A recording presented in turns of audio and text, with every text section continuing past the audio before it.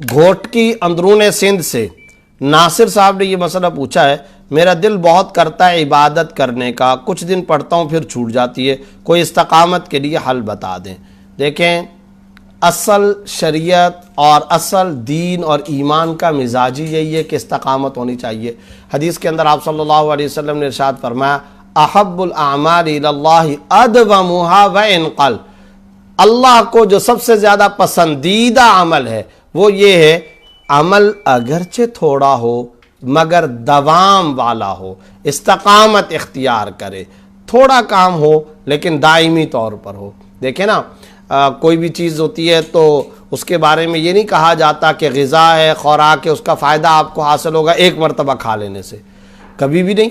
یہ جو عام طور پہ کہا جاتا ہے فلانا فروٹ فلانی بیماری کے اندر بہت زیادہ مجرب اور مفید و نافع ہے، فلانی غذا فلانی خوراک، تو اس کا کیا مطلب ہوتا ہے کہ ایک مرتبہ کھا لیا تو سارے فوائد حاصل ہو جائیں گے؟ نہ، بلکہ استقامت، دوام، ہمیشگی، پختگی، بار بار وہ کام کرنا۔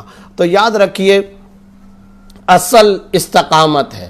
حدیث کے اندر آپ صلی اللہ علیہ وسلم نے ارشاد فرمایا، قل لا الہ الا اللہ ثم استقم، کہہ دو لا الہ الا اللہ پھر اس کے اوپر ڈٹ جاؤ، استقامت اختیار کرو۔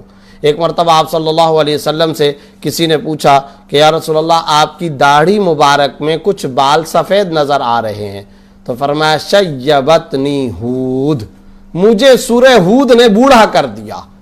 اب ایک اور روایت کے اندر آتا ہے کہ وہ سورہ ہود کی کون سی آیت تھی؟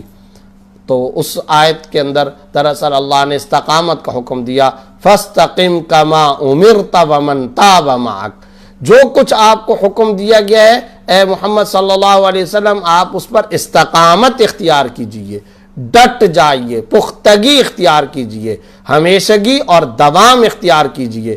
آپ بھی اس کے اوپر استقامت اختیار کیجئے، اور جو آپ کے ساتھ کمپینین اور رفقا صحابہ کرام ہیں وہ بھی استقامت اختیار کریں۔ اب آپ دیکھیں قرآن کریم کی ان آیات کے اندر کیا ہے؟ استقامت، مستقل طور پر اس کو اختیار کرنا، ڈٹ جانا، دوام اختیار کرنا، ہمیشگی اختیار کرنا، یہ ہے دراصل اسلام اور شریعت کی روح، یہ ہے حقیقی شرعی مزاج، اور اس مزاج پر چلنا چاہیے۔ ہمارے ہاں عام طور پر یہ ہوتا ہے ایک مرتبہ عمل کر لیا گیا، دو مرتبہ عمل کر لیا گیا، اس کو تو اختیار کرتے ہیں، مگر دوام اور پختگی، ہمیشگی اختیار کرنا یہ نہیں ہوتا۔ ہماری طبیعتوں میں ٹال مٹول ہے، ڈیلے کرنا ہے، مؤخر کرنا ہے، بعد میں کر لیں گے، اس کے بعد کر لیں گے، اس کے بعد کر لیں گے، جبکہ شریعت کا مزاج یہ ہے کہ آپ دوام اختیار کریں، ہمیشگی اختیار کریں اور اس کے اوپر ڈٹ جائیں، مستقل طور پر اس کو اختیار کریں۔ یہ ہے شریعت اسلامیہ کا وے، یہ ہے ایک اسلامک دینی مائنڈ سیٹ، یہ ہے ایک اسلامی مزاج، یہ ہے دینی مزاج۔ اور کیا کہا گیا ہے صوفیاء کرام کی طرف سے؟ الاستقامت فوق الکرامہ، ہمیشگی اختیار کرنا یہ کرامت سے زیادہ بڑھ کر کے یہ اعلیٰ ترین عمل ہے۔ اور دیکھیے اس استقامت اور دوام کی آپ صلی اللہ علیہ وسلم نے ترغیب کتنی دی ہے۔ اگر آپ غور فرمائیں تو بعض ایسی عجیب و غریب یعنی اتنی جامع احادیث آپ صلی اللہ علیہ وسلم نے بیان فرمائی، اور ایسی خوبصورت اس کے اندر ترغیب اور تاکید آپ صلی اللہ علیہ وسلم نے ارشاد فرمائی کہ انسان حیران ہوتا ہے۔ ساری احادیث ہی جامع ہیں، مگر ایک حدیث میں آپ صلی اللہ علیہ وسلم نے فرمایا جب کوئی انسان رات کو اٹھتا ہے اور اٹھ کر کے تہجد کی نماز ادا کرتا ہے تو اللہ تعالیٰ خوش ہوتے ہیں، اور ظاہر ہے اللہ کی خوشنودی ملتی ہے، اللہ تعالیٰ کی رضا ملتی ہے۔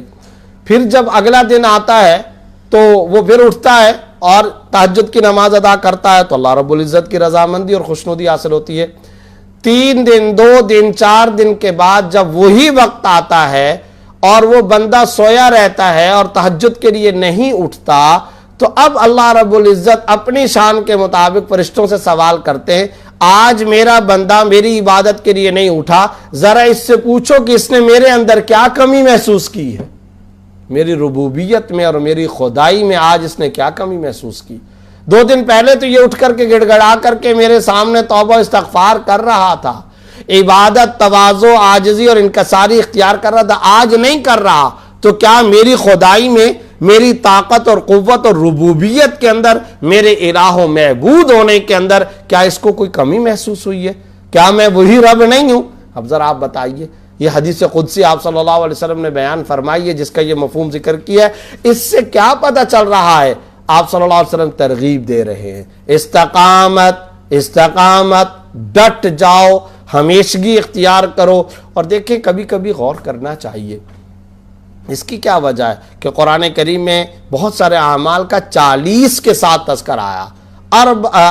حتی اذا بلغ اشدہ وبلغ 40 سنہ، 40 اور 40 یوما، 40 دن. یہ چلہ جو صوفیاء کرام بیان کرتے ہیں، تو یہ جو قرآن کریم کے اندر احادیث تجربہ کے اندر 40 دن کا تذکرہ آتا ہے، یہ 40 دن کیوں؟ 39 دن کیوں نہیں؟ کیوں 38 دن نہیں؟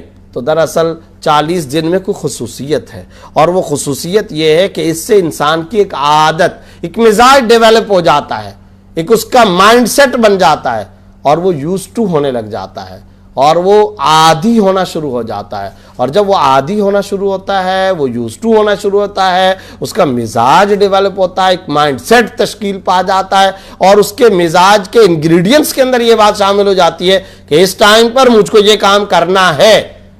تو اس چیز کے لیے اللہ رب العزت نے، آپ صلی اللہ علیہ وسلم نے 40 دن کو بیان کیا ہے. خلاصہ کلام یہ ہے کہ انسان کو استقامت اختیار کرنی چاہیے. یہی عبادت کا مزاج ہے، اور یہی شریعت کا حقیقی مزاج ہے، اور اسی مؤثر دینی مزاج کو اختیار کرنا چاہیے.